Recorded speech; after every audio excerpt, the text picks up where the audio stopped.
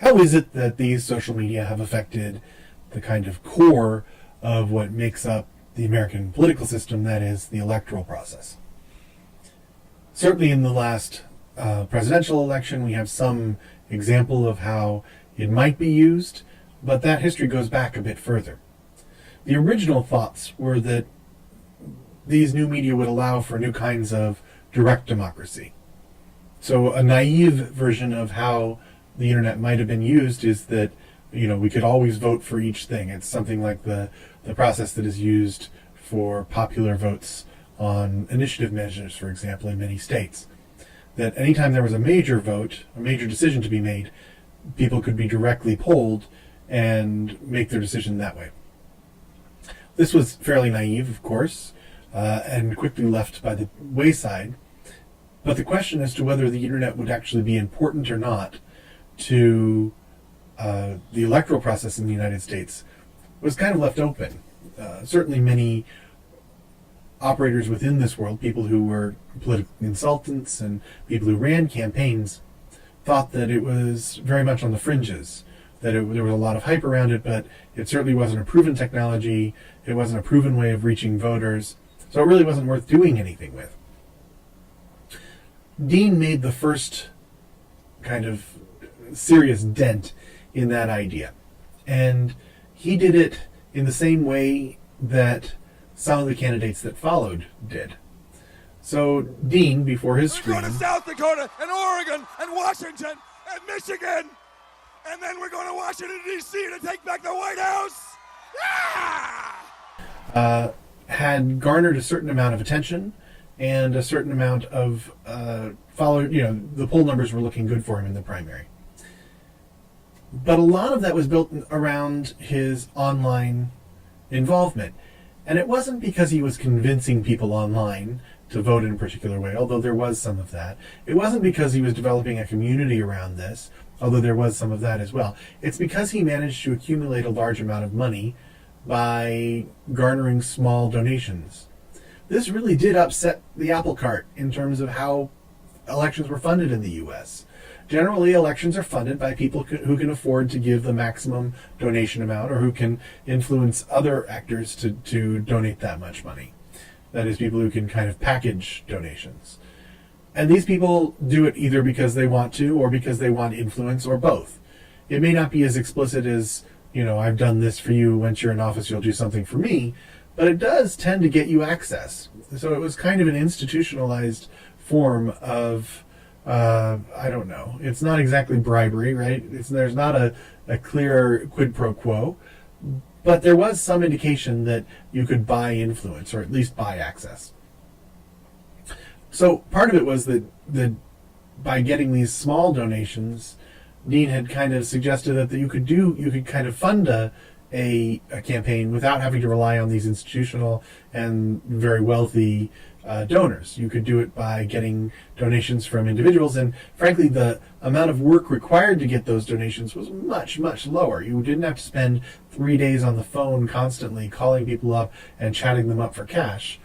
You could make, you or your campaign could make a call for it, and my guess is many of you have gotten calls like this online through emails or other means asking you to help to donate to the campaign.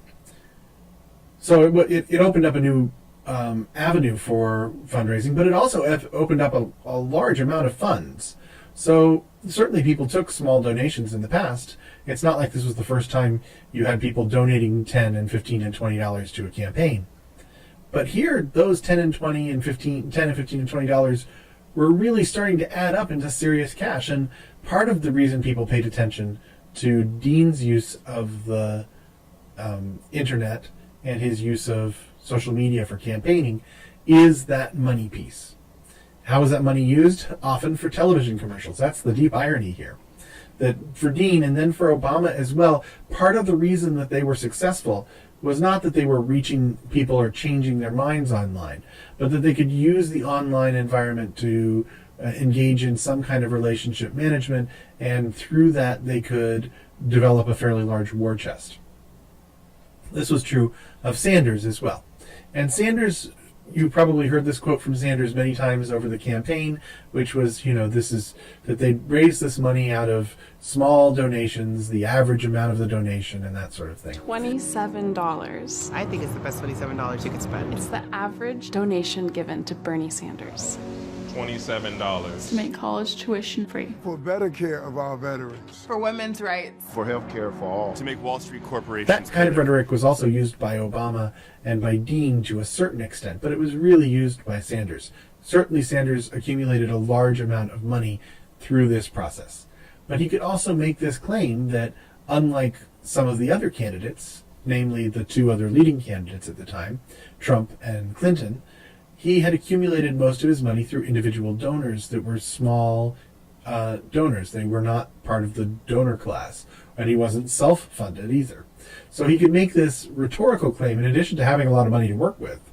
He also, and a lot of kind of, clean money, I guess you could say, money that didn't seem to have a lot of strings attached. So in addition to having this large sum of money to work with, he also could then make the claim that it was, the people that were supporting him and not Wall Street and not, the real estate industry and not the Russians.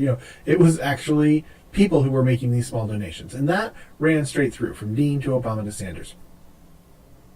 So I think that was the really big piece. Certainly during the, say, early 2000s, there was a lot of interest in how you could use the technologies of customer relationship management, CRM, to engage in voter relationship management, VRM.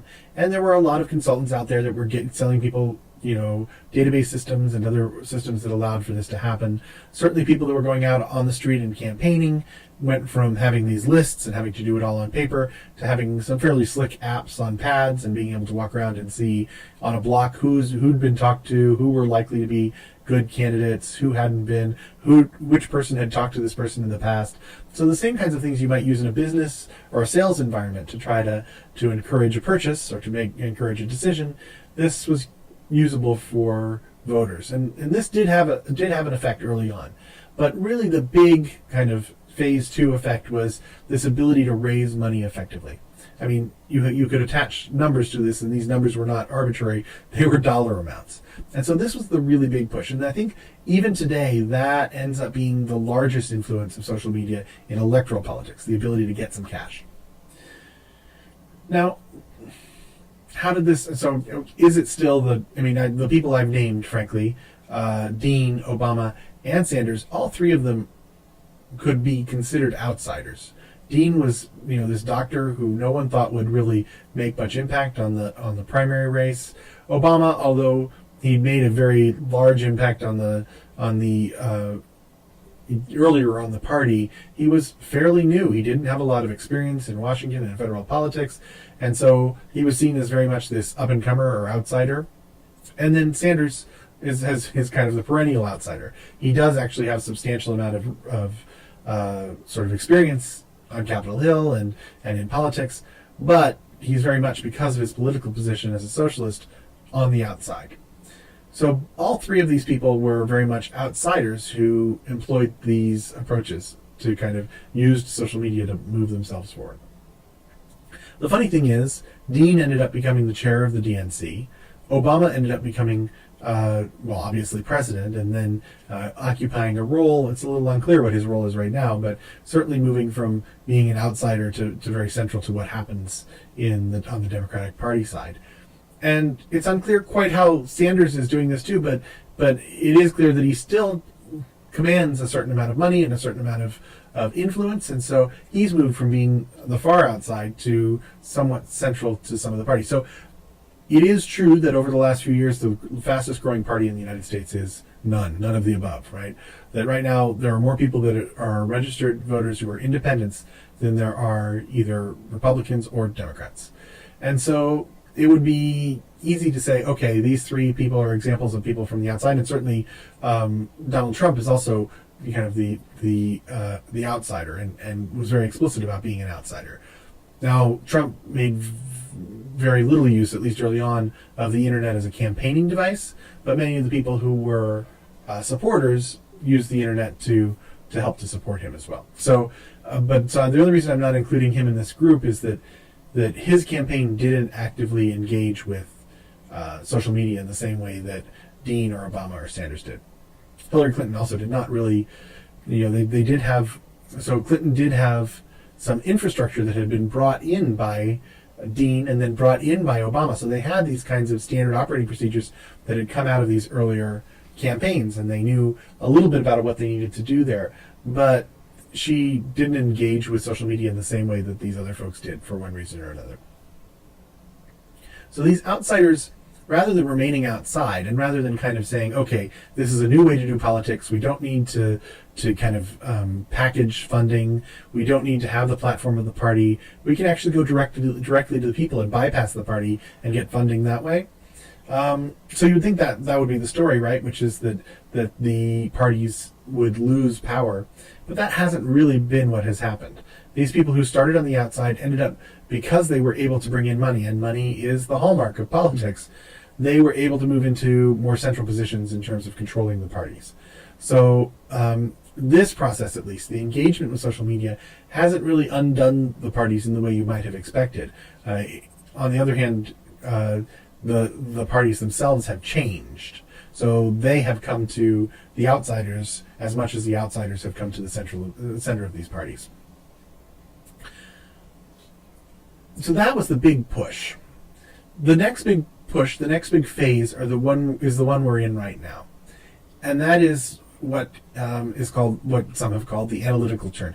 Now, analytics are being used kind of across the board. The term analytics comes from often from logistics and this idea of figuring out where things are and when and how to make sure they line up in the right way, right? So by tracking things quantitatively, you can make small changes and you can test changes and you can have a more evidence-based approach to making changes within an organization, or in this case, social changes. The analytical turn, obviously the whole idea of the voter the voter relationship management software was to keep track of who had given in the past, who was registered, make use of the registration rules to figure out who might be good targets, a recognition that some people did not necessarily vote with their party at all times, so they were these edge conditions or undecided voters, and they were better targets than going for the person who was either had always voted for the Democratic Party or had always voted for the Republican Party. You really wanted to try to identify those people that could be persuaded. And so these technologies were used a bit for that. But in the last couple of elections, we've seen a real acceleration towards this idea of using analytics to really try to figure out the psychology of individual voters. And this tracks pretty nicely with the change in marketing overall. So it used to be you tried to design an advertising campaign that appealed to the largest number of people possible, because that's how you sold the largest number of things. And for a politician, that's how you gained the largest number of votes. Still, the most expensive part of a campaign is television and broadcast advertising. So that's still where a lot of the money goes. But this movement from voter relationship management to kind of an extreme version of tracking on individual voters has really changed that focus a bit. So rather than having, and just because as you're doing narrow targeting on the marketing side, you can now narrowly target people. You don't just say which groups or which zip codes, in which zip codes am I going to find the people who are most likely to change their minds, which might have been the first step of this. Instead, you say, here's this family in this house, here are the opinions of the people in there, here are the issues that, because of their social media profiles, because of things they've said to people in the past, because of their voting record, because of where they shop, because of all of this data, I kind of know what's important to this individual person. And so I can design a message that says, obviously your house was broken into last year. Well, then I might want to push this idea that my candidate is a law and order candidate and will help to fund the local police department, right? Or, this person doesn't have any kids in the household, so maybe you don't want to push so much on how this candidate is pro schools. It's going to help to revolutionize the schools, because it may not be as salient to this particular household. So you can do that kind of targeting, and that is that idea of being able to limit it to a household and figure out how you can sell a message to this household is definitely a big change in the way people do politics on the ground. But that's really just the start. One of the ways that analytics is used online is by doing things like A/B testing and growth hacking. That is, if you have these metrics all along, you can tell as you're going what's working and what's not working. You can kind of come up with on-the-fly experiments. And so this is why when you go to Amazon, chances are there's something very small that's changed in the way that Amazon's working, and they're presenting a different version of the website to two different people. And they do this to, I'm sorry, not two different people, but two different groups of about 1 million people each, right? And so by seeing which one of those designs leads to more sales, they then adopt that sign and they evolve, and then they try the next little tweak to the design. So this allows you to kind of experiment in real time about what very small changes to the message you're making or the people you're talking to or how you're running the campaign, how very small changes to those things might result in a different way of that person thinking. The whole idea behind so at least among people who kind of look at this stuff, Cambridge Analytica was not a big surprise. The idea behind Cambridge Analytica that shows up in the press is that everyone's upset because they had access to your Facebook data. That alone is really not that upsetting because advertisers already have that. What's a little bit more upsetting is that they used some very deep analytics to try to figure out what exactly was important to you, and then they could test to see whether messages could change your mind based on that. So they were using Facebook users as kind of an experimental group. And that's a little bit creepier. It's creepier in part because it tells us that it's worth people's time to approach voters this way. And if this is the kind of new face of propaganda, if this is the way that you can encourage people to not just vote for candidates, but to buy things or to make social decisions, then that's potentially a scary, powerful social tool. And so I think over the next 2 or 3 or 4 elections, we're going to see how this plays out. We're going to see that parties are gaining strength because they can command some of these analytical technologies, and because they can target individual voters in the way an individual who's outside of the party system cannot. That said, the person who won this election did not win it using analytics. Donald Trump won this election in different ways, but I suspect a big part of it was that he was able to sell a message across a large group of people.